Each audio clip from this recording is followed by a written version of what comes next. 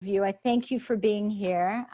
It's been an incredible journey as we've been doing some fabulous reinvention virtual chats over the weeks, and I'm really excited to be just kind of moving on to this next phase in our lives. And we may wind down our Saturday virtual chats so that everybody can be out and about. We may have some exceptions along the way, so we may scale it back to 2 times a week instead of 3. But just keep an eye out on the social media or on the newsletters, and we'll let you know. It is such an honor. I am so excited to have Diana here today. And Diana, I'm so grateful to you. And we had just such a gorgeous chat yesterday, which was just such a treat to just spend a little time one-on-one and reconnect. Diana and I had the pleasure of working together on Everwalk, which you'll see on her shirt, and we're going to talk a little bit about today as well. And she's truly one of the most extraordinary people that I have ever had the privilege of knowing and being friends with. Yes, I'll keep going. Yes.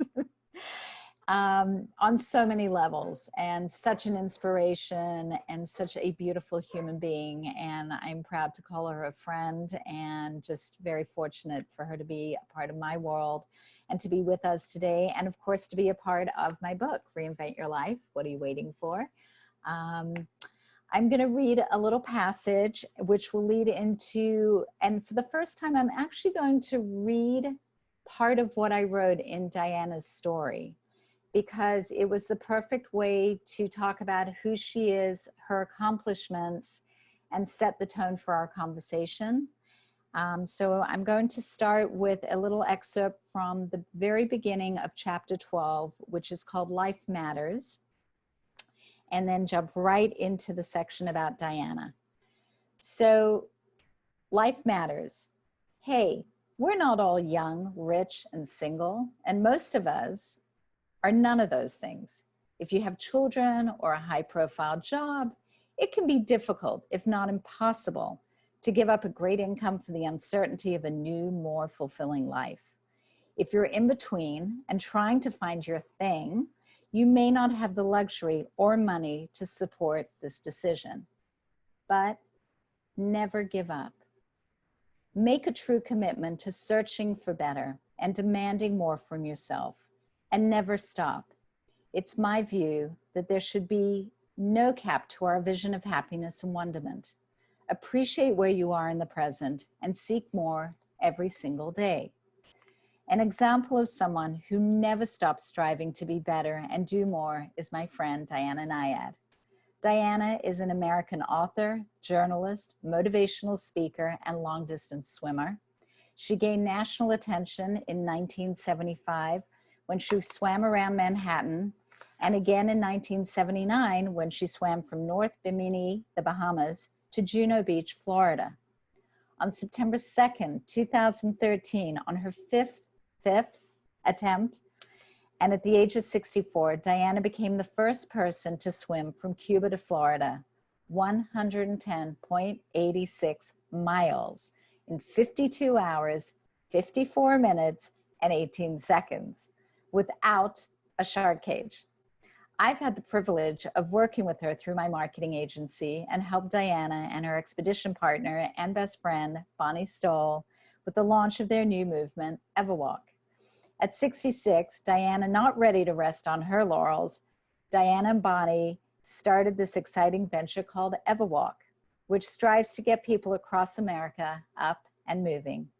To promote their idea, they created a series of walking events, a website, a community of global walkers, and a series of epic Everwalk events. Each one consists of 7 days of walking from one amazing city to the next. At the time of this writing, which was a few years ago, along with hundreds of enthusiastic walkers, they're epic.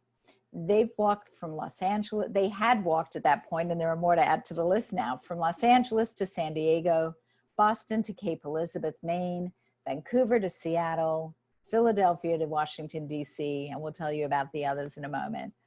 From the moment I met Diana, I was riveted by her story, her laser-focused determination, and her unwavering quest for what's possible. Diana embodies the spirit of never give up. Her legendary career is rooted in her incredible sense of drive and passion and a formidable spirit that always inspires those in her midst. With her support, I participated myself in the first ever epic walk between LA and San Diego, and I completed my first personal epic, which was 33 miles, so yay me. Diana is a constant reminder in my life that you can do anything you set your mind to and work hard for. She drives me to strive harder at everything I do, and I thought I'd already been doing that my whole life. So without further ado, I introduce to you Diana Nyad, and I'm so thrilled that we get to have this conversation today, and I wanted to share more background on all that you have done, because otherwise we might not have gotten to touch on it. I feel like 45 minutes, 40 minutes, whatever we're left with is just never going to be enough. But welcome, Diana. I misunderstood that. I thought you said we were going for 24 hours. Oh, excellent. I'm in. I assume. But Kathi, it's so great to be with you. Congratulations on the book. It is a powerhouse of a read. Every page has something any one of us could take to the bank. And, you know, all of your esteemed guests, I'm seeing some of them, Jason and Eileen and Debbie and Elise right here. I know Gabby Greco is with you today. These are, you know, these are formidable people living formidable lives. So I'm very honored to be among you, believe me. Thank you. I really appreciate it. So I've got some questions for you. I have a lot of questions, and I know that our guests here today will as well. So I'm just going to encourage, for those who joined late, feel free to put something in the chat, and towards the end of the session, we'll also pick up on those. But Diana, ever since you were little, you had this incredible fighting spirit. You had a passion for life. You knew at the age of 5 that you wanted to get out there and you wanted to be a swimmer, and your father put some words of wisdom into your ear, and it was like that just was the spark that took you through some pretty incredible chapters of your life. So what was it about the ocean and swimming ultimately that drew you in those early days? Yeah, but you know what, Kathi, I'm gonna go sideways from that a little bit. Go for it. Because yes, there was the ocean, and like millions of people around the world, I have fallen head over heels in love with the ocean.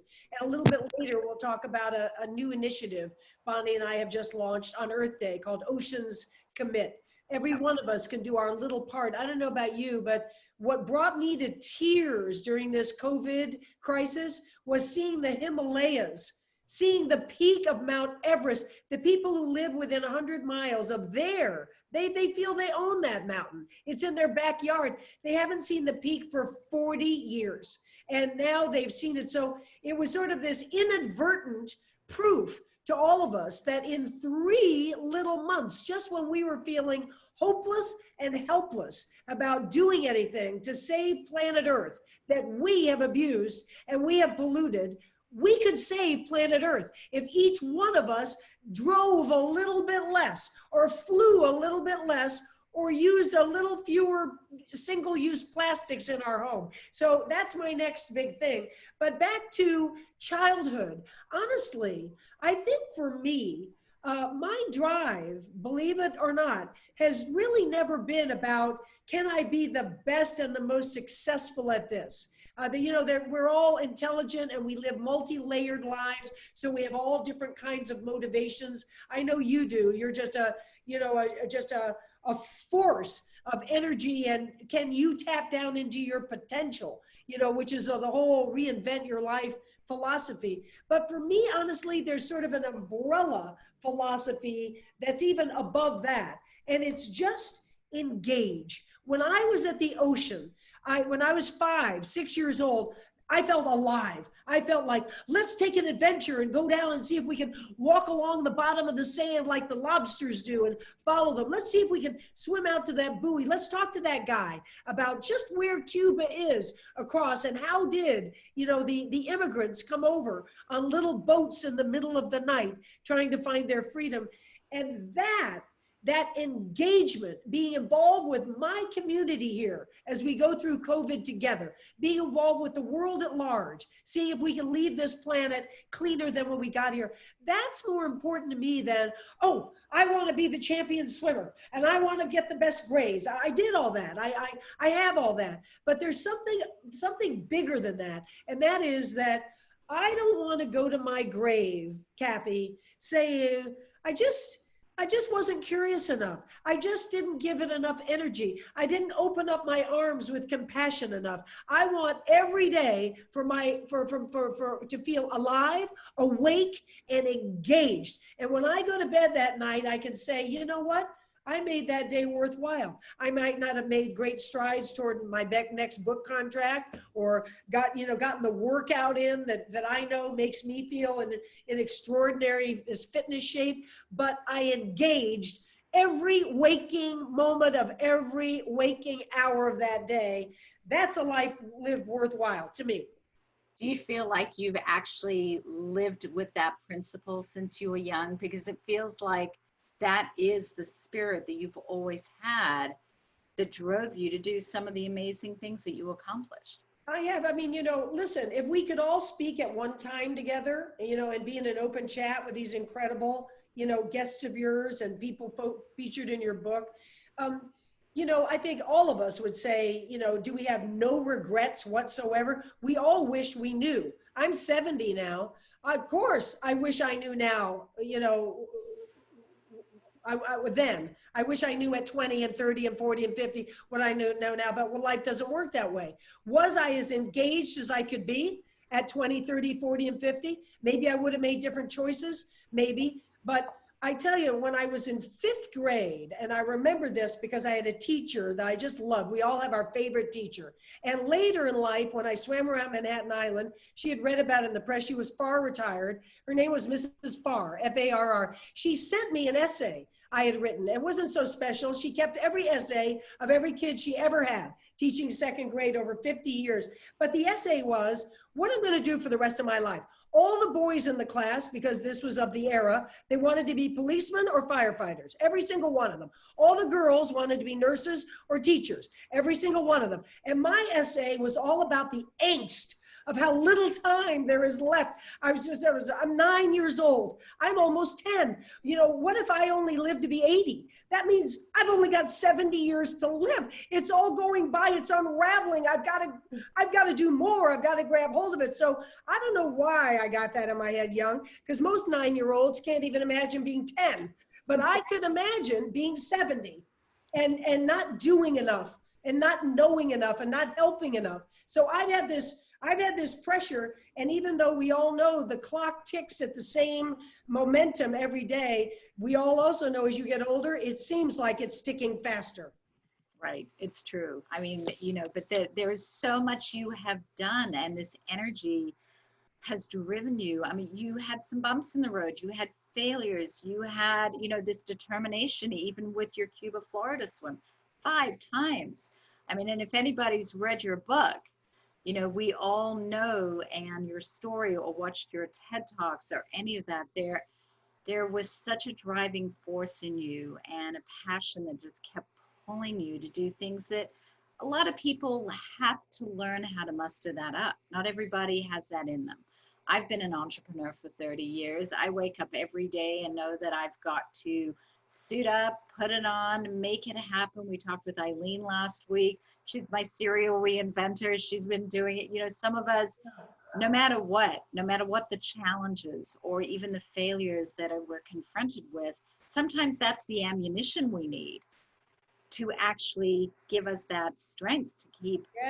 Yeah, you got that right. I mean, I can't really speak for dollars and cents business because, it's easy to get a little more pie in the sky when you're chasing very athletic or, very personal, let's say personal growth kind of dreams.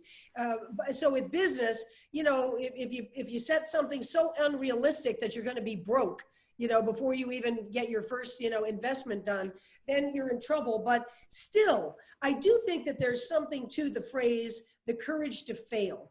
And I must say always, whether it's been me and chasing a graduate school degree or chasing an athletic dream or going with a business, Bonnie's always saying to me, don't tell people we're going to get 1 million people to be involved with Everwalk. Why don't we just shoot for 20,000? You know, and then we could say, okay, we got something going. Let's shoot for 50,000.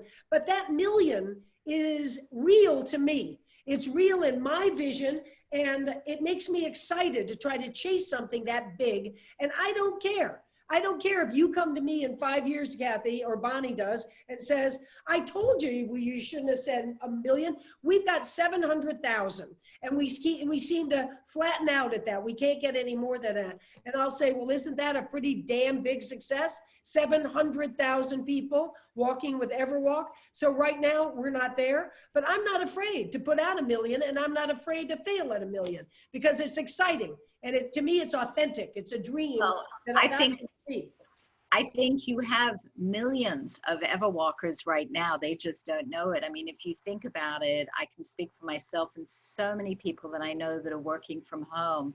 And because we're not getting up and going into the next room to talk to our colleagues, or getting up to go into the boardroom for a meeting, or getting up to get on the subway and get in our cars and drive somewhere to go to work, or walking to lunch, or doing all the moving that we were doing, we're now kind of living in front of computers and Zoom calls and Zoom conference calls, and right from a client call to a Zoom team call. And the one thing I'm doing, and I'm sure everybody else is, and I've been thinking about this every single day for the last 8-9 weeks, is I grab my phone when I don't have to be in front of a computer, and I walk. And I'm clocking 6, 7, 10 miles a day, and I'm not even thinking about it. Because I'm on the phone and I just want to be moving because I have no other way that I can actually move right now. Yeah. And I think we've got a nation of Everwalkers. They just don't realize it. So I think we need to like mobilize them under our umbrella. Yeah, I like it. I like it. And, you know, clearly over the past few months, you know, except in New York City and a couple of, you know, truly egregiously dangerous places, walking is the only thing we have been able to do outside. I've seen people walking in my neighborhood I've never seen in my life before, but everybody's at a nice distance from each other, good 6 feet, if not more, walking on opposite sidewalks, wearing masks, being really respectful of each other. And we are, you know, you mentioned the epic walks we've done, Kathi, and you've been involved with them several times. And to those, you know, we can't do that for thousands of people. We can't take the number of people who do the Boston Marathon, some 40,000 people, and walk from Philadelphia down to DC.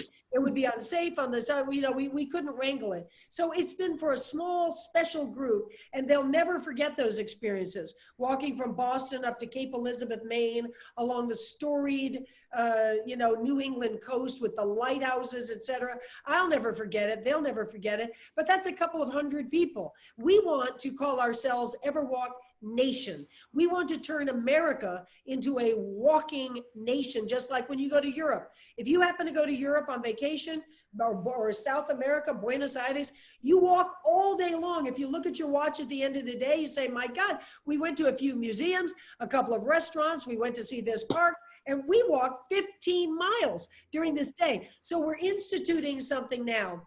Instead of the epics for the moment, shelve that for a little bit, we're going to institute something called the Everwalk Mile.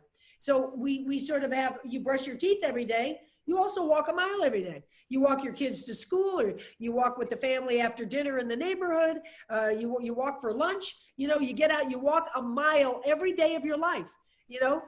So that's kind of the new sort of vision of Everwalk at the moment, the Everwalk Mile. I love that. I love that. And you're right. Everybody can actually do it. So I'm going to take a step back for a moment. I'm going to go back in time a little bit and just talk a little bit about your constant reinvention. I mean, you are truly, when you think about your career, and when I sort of share things that maybe some don't know, your swimming, your broadcast journalism, your book, your documentary, your brilliant TED Talk, which I highly recommend if people have not seen Diana Nyad. And you know what I love, Diana, whenever I mention your name or your involvement in the book or the work we've done together, everybody always says back to me, have you seen her TED Talk? So I think that one's legendary, and it's really precious and compelling.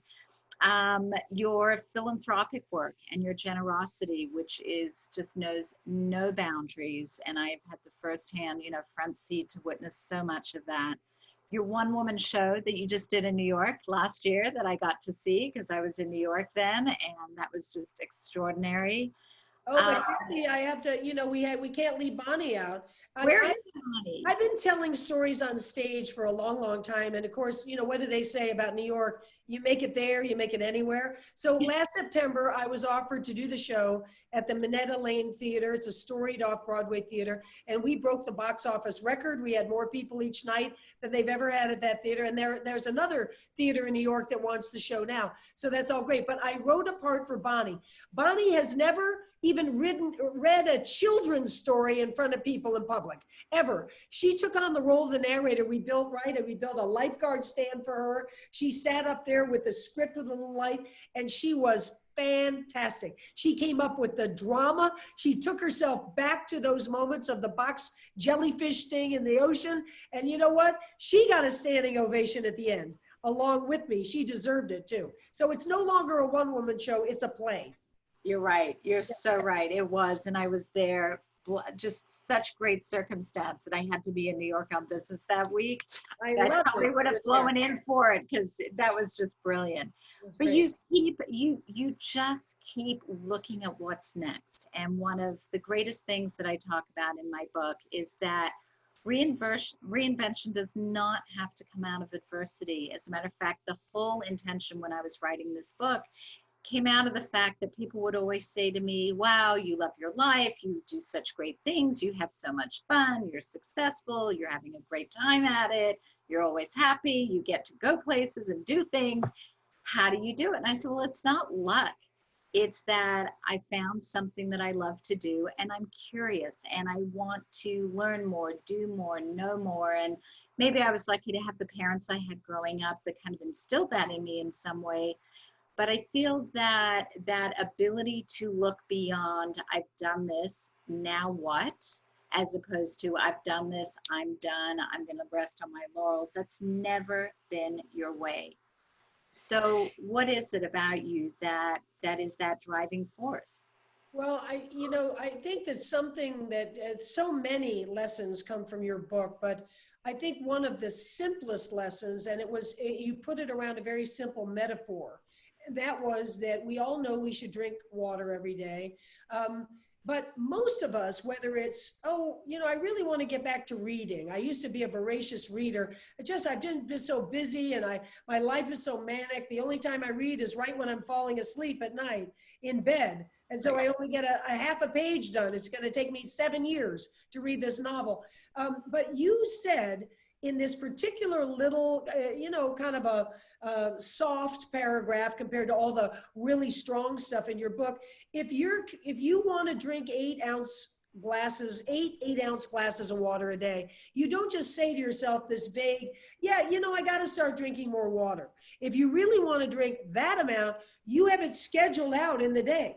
There's no way you can wait till 6:30 at night and get those in. And so, we all do this. A year goes by and I say to my friend, you said you were going to start drinking a lot more water. Have you been doing that?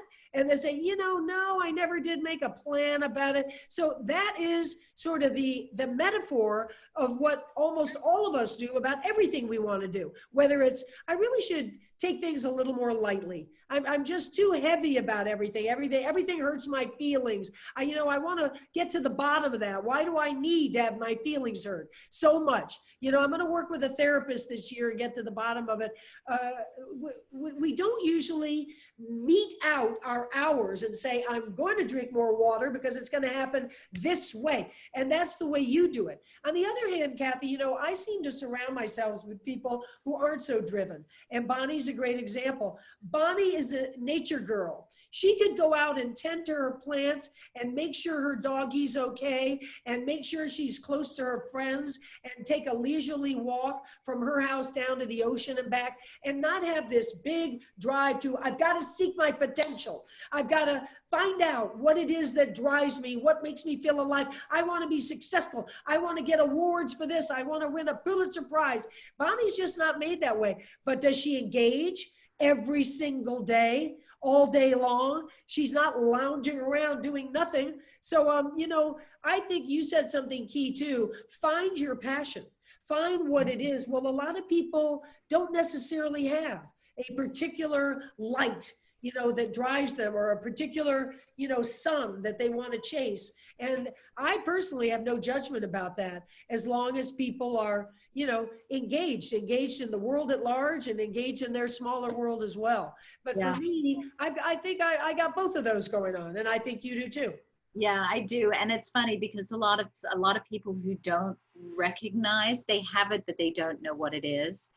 And some of that has to do with the fact that we live with so much noise around us. This last 8 weeks has been the most extraordinary exercise in who we are, our humanity, our ability, our capability. It's been opportunistic in a lot of ways. There are so many silver linings to the last, let's just call it 8 weeks, 9 weeks of our lives. And Diana, when you and I were chatting yesterday, you brought up Nelson Mandela.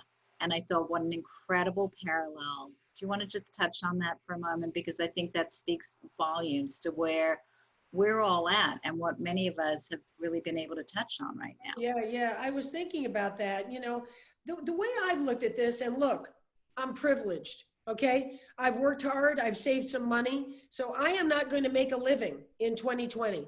There's no check that's coming into my bank account this year because of what I do, public speaking, appearances, etc. We don't know at my speakers agency, we don't know if 2021, any of those conferences, any paid speaking events are going to come back. I'll be okay. I'll make it through. I'm starting to do things like look at my cable TV bill, which I haven't looked at in a long time, to, kind of shave back a little bit. But the point is that I don't want to just survive. And it's easy for me. I'm not talking about a healthcare worker putting her life in her hands going into a COVID hospital right now. I'm talking about those of us who have a little cushion, who are not living paycheck to paycheck. Somehow we're going to make it through this with a little more comfort than a lot of people who are suffering. But for those of us who have had a chance to dig up the silver lining, there have been many. And I don't want to get through this period. And as far as I'm concerned, we're not through it yet. We're living with it. We're not living beyond it, COVID. I don't want to just survive it. I want to thrive during it. And something, it wasn't even conscious, the day that Governor Newsom closed down California, which is March 19th, I went into overdrive. I started getting up at 4:45 in the morning, working out like a maniac, like I haven't for a long time. I'm getting out the mop and washing my own kitchen floor. It's been good for me to see how bad I am at it and to appreciate the beauty of that kitchen floor. I've been, reaching out to friends. I've started a children's book. I'm going all day, and at 6:30 at night, I stop, and Bonnie and I have dinner. We make dinner together. We do a jigsaw puzzle. We listen to the news. We write people at a nursing home nearby who we don't know, just so they'll get something in the mail. And so that's been my day. And you know what? Those days have been better quality for me, those 2.5 months, than a lot of the last few years I've been living. So yes, do I miss sitting in a great restaurant and being served with a friend like you, Kathi? And we'll all get back to that. But I can't say I do miss it. I've been very engaged in, what can I make of this sudden free time that I never had before? And I've been making pretty good time of it, I have to say. Well, I think when we're not forced to be in our hair on fire schedule that we live in, and we've been given the grace of time, and whether it's 20%, 30% more time to stop and reflect. I mean, one of the big things is talking about finding our passions is the ability to listen to ourselves and to just be still enough to hear what resonates for us. I think things come into our lives and we have aha moments, and something makes us smile and something makes our heart feel full, or we get excited, or we see what a friend's doing on Instagram, or we talk to people and they say, I'm doing this. You're like, oh God, I'd really love to do that. And then you just keep going. But when you hear yourself saying that, or you notice that these are things that resonate for you, and a friend says, oh, I'm learning Italian. Every time I walk out the door, I listen to Babbel on my phone and I'm learning Italian. And I've never had time to do this and now I'm doing it.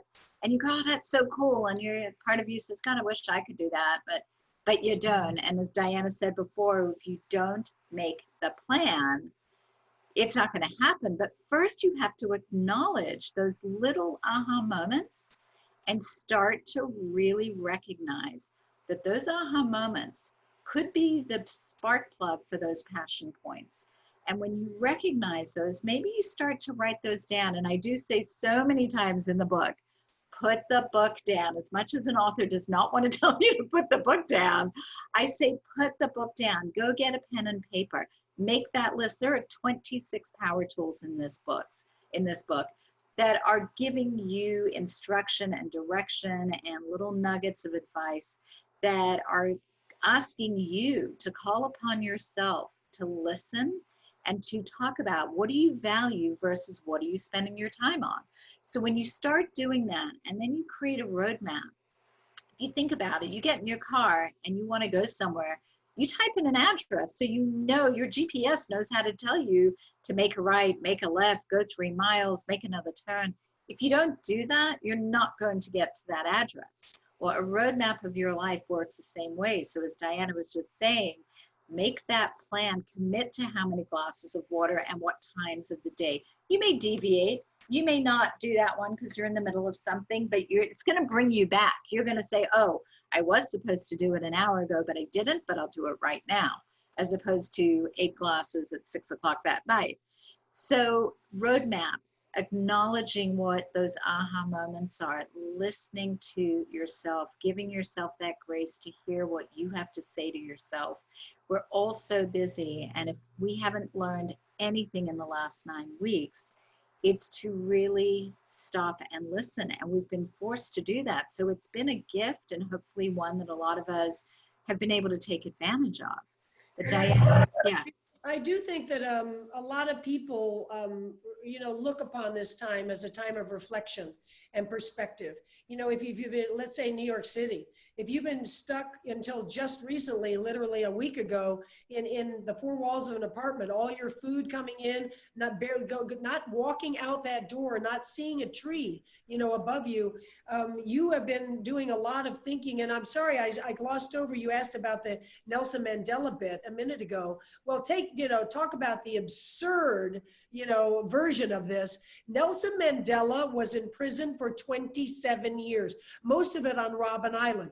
I don't know if any of you guys have visited that cell, but I have. And up top, it's a fairly big space, but up top there are these very thin little windows. If he could see a bird fly by, it would be an absolute accident that it, came across the 3 big windows he had up there. And all he thought about, Nelson Mandela, for 27 years was, what good can I do?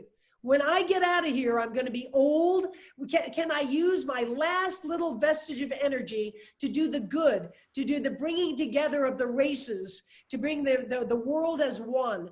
Can I do that? So I think that I know myself, and every friend I have, and you're one of them, Kathi, has been taking this time to say, sort of relook at it. What have I been doing?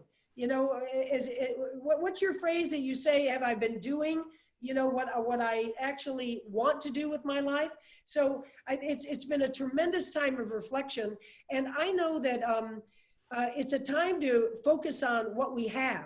So as you know, so many people say, I'm sick of it. I'm sick of, I can't go to well, we're getting to the end of that now, but that's been the refrain of the last month. I can't go to the beach. I can't go to my hiking trails. I can't go play tennis. I can't go to restaurants I love. I deserve to do this. Well, really, is that such a big sacrifice for world health? Is my little individual freedom as important as the health of the entire public?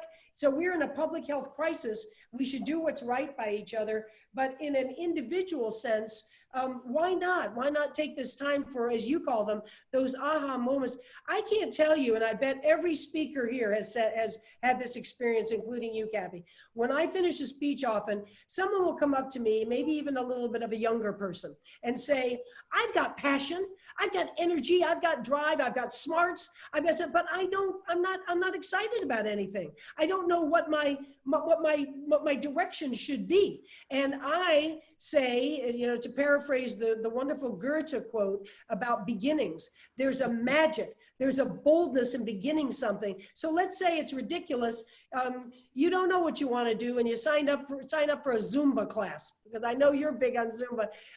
So you just think it's going to be a fun little thing, and right when you're in the middle of it, all of a sudden you discover that you used to love dance as a kid, and you did dance, and all of a sudden you discover that the local, you know, dance community has shut down. They don't have enough money, and all of a sudden you decide you're going to be the one that goes around the community and revives it and gets it going again for all the people in the community. I'm making it up, but it's better than sitting. You know, you have to work against sitting. Sitting's the new smoking to start with, but you got to work against it and go in a direction, and don't be afraid to fail. You take 5 steps over this way, it wasn't right for you. Fine, at least you had some energy, and it led you to the aha moments of, I didn't really want to do that, but it got me moving, and it got me thinking, and it got me proud of myself that I was trying something, and it got me my aha moment of, oh, that's what I really want to do. That's great. That's actually an amazing point, because I think some people are fearful of taking on this new idea. They think that if they come up with it and they tell everybody and they're accountable, that all of a sudden that's what they have to do, or everybody's going to go, well, what happened to that? What went wrong if it didn't work out? The most wonderful part of reinventing any part of your life is A, it's yours. B, you get to do what you want with it. And C, guess what? You get to change your mind if you want. And sometimes circumstances will change along the way in your journey. So you may get 3/4 of the way to that end game, that end result. Maybe you wanted to open a chocolate store, and you've done the research, and you've mentored with someone, and you've been into a chocolate shop every weekend for 6 months to know what it's like. And suddenly you wake up and you go, you know what? It's really not what I thought it was going to be, and I'm going to change my dream. And you're so worried that that may happen that it paralyzes you from doing it in the first place. That the journey of reinvention is yours, and the ability to wake up and have that moment and say, you know what, I've changed my mind. I feel differently. My kids have grown up. I thought it was a great idea, but it's not. I'm not going to do it anymore. I'm going to do something else. And I know people who were, you know, really engaged in powerful careers, and had these aha moments and wanted to do something that was a little more simplified and sweet and basic. And they tried it, and 1.5 years later, they went right back to where they started, full circle. Elise, you and I know somebody who did just that. Our friend Lori Sale, who's actually in the book. And, you know, it's so, and when I hear that, I go, good for you. You tried. You lived through that experience. I interviewed her when she was just opening her beauty blow dry bar here in LA. She was like a power deal broker in the entertainment business. Her phone used to ring off the hook, and now she was getting phone calls, you know, one a day saying, oh, my hair looks so great. I'm so happy. She wanted to shoot herself in the head. She couldn't handle it. It was so not what she thought it was going to be. And she said, forget it. I'm going back to crazy life. And that's what her soul needed. That's what she needed to go through. But she felt so accomplished trying it, having that experience. It was a fun journey. She went through everything that it took to get there. And 1.5 years, 2 years, I think at the most later, she was right back where she started doing what she loved, but in a different incarnation.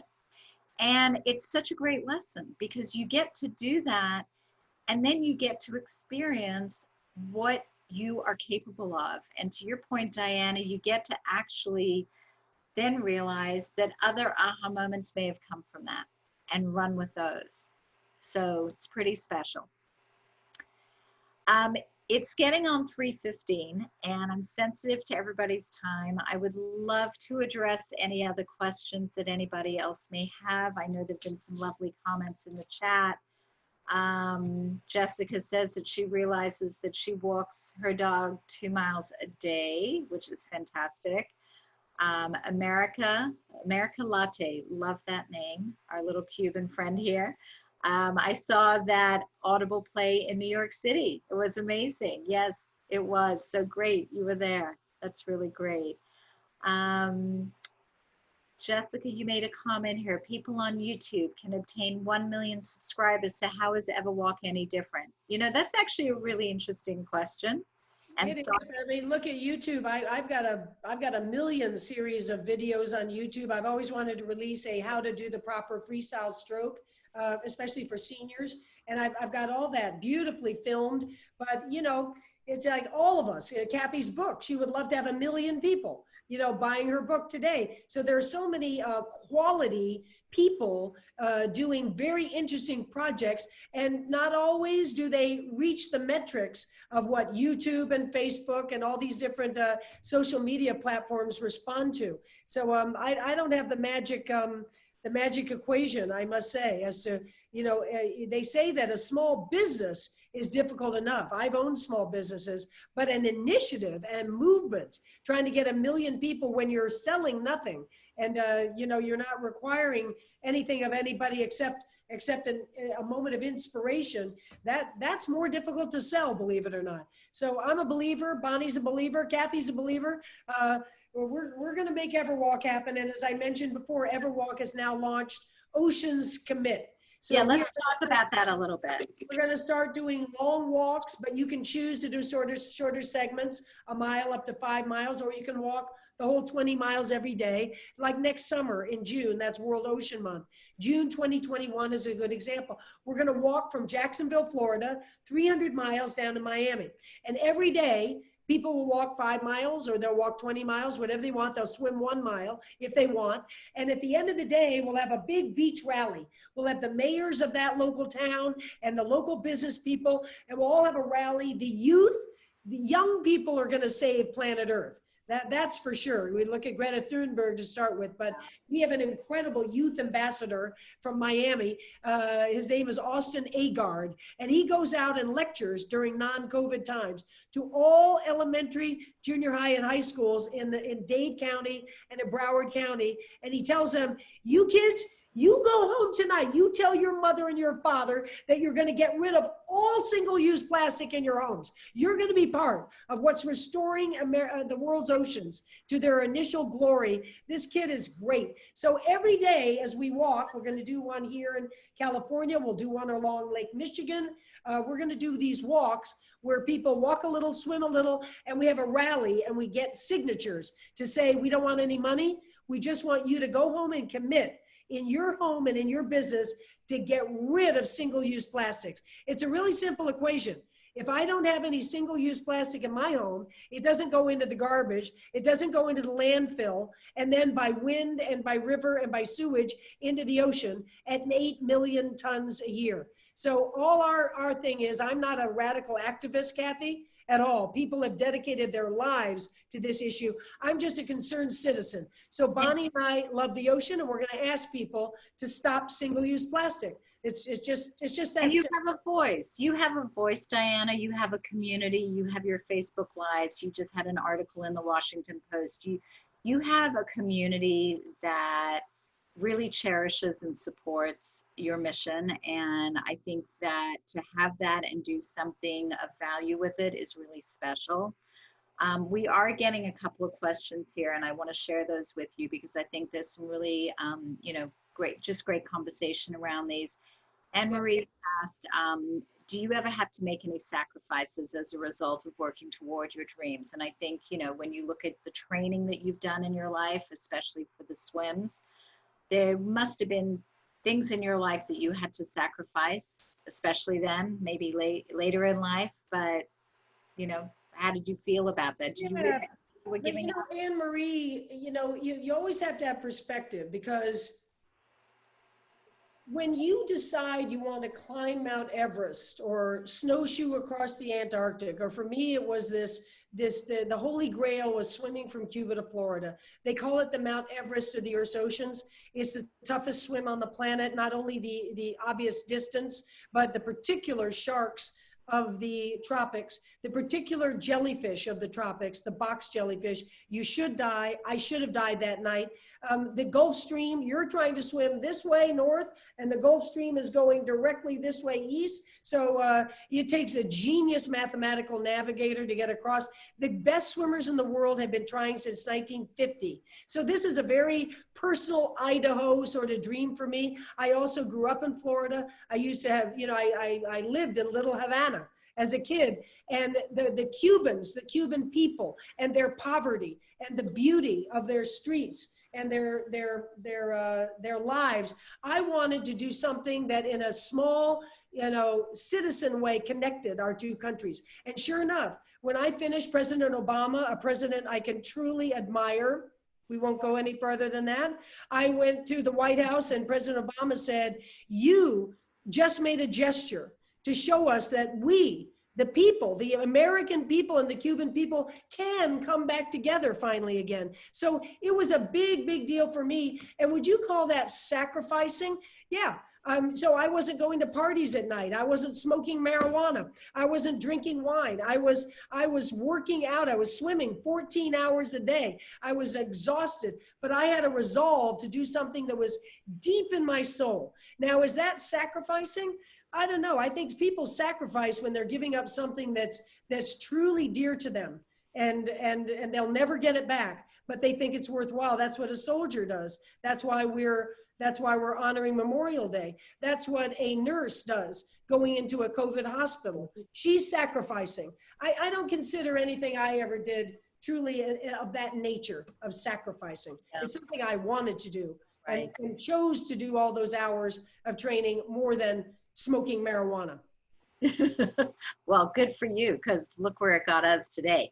We got you with these accomplishments. And I think that, you know, we have two questions here that touch on sort of those moments where you did have to pick yourself up, where you, for example, when you didn't achieve the first, second, third goal of that swim, did you take a beat?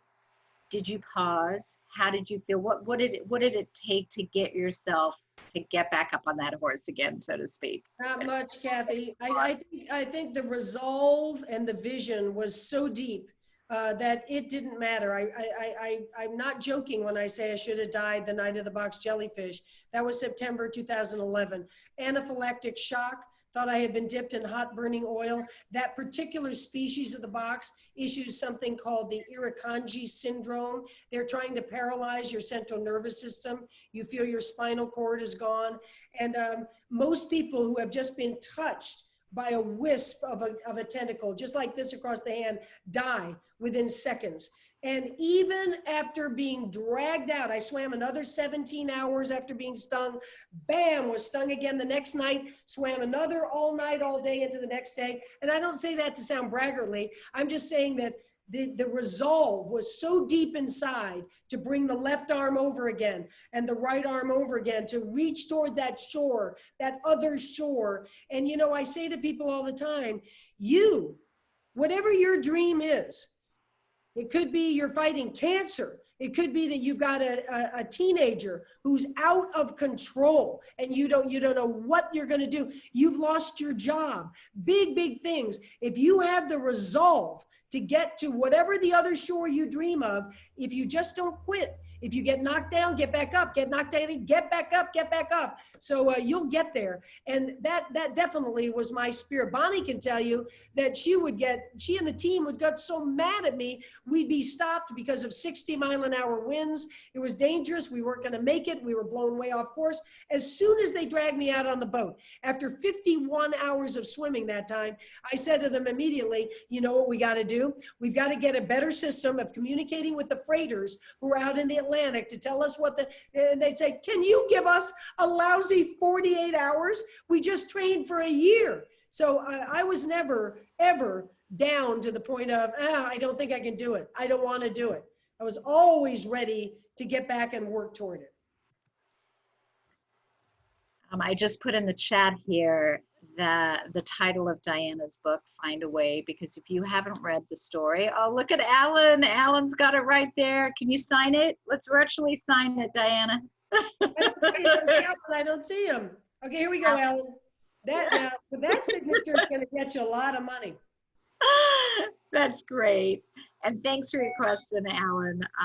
You know, I think we've just got we could do this for hours. It's such an incredible message here in all that Diana does. And finding a way is most certainly the throughput of that message. It's about living your most amazing life. And what is Mary Oliver's line? Yes. Can I say one more? Mary Oliver is, tell me, what is it you plan to do with this one wild and precious life of yours? But may I say one more thing, Kathi, before we wrap up? And Please. that is that, you know, I'm aware of Debbie Boyle and Elise Coben and Eileen Sykes. I've read a lot about them and I've seen them in your book. And I'm so admiring, you know, of all of you. But I wanted to bring up one particular guest of yours today, and that's Gabriella Greco. So Gabriella, you know, she's a young woman just past 30. She has cerebral palsy, which happened because of a moment of birth crisis. When she came out, there was a moment of lack of oxygen. And she wound up with CP. She's taught me a lot about CP. It's a shortening and a tightening of the muscles. The tendons yank on your bones and your muscles, and it makes you she's in a pretty good shape of it, but she walks everywhere we walk, Gabby. But you know, it's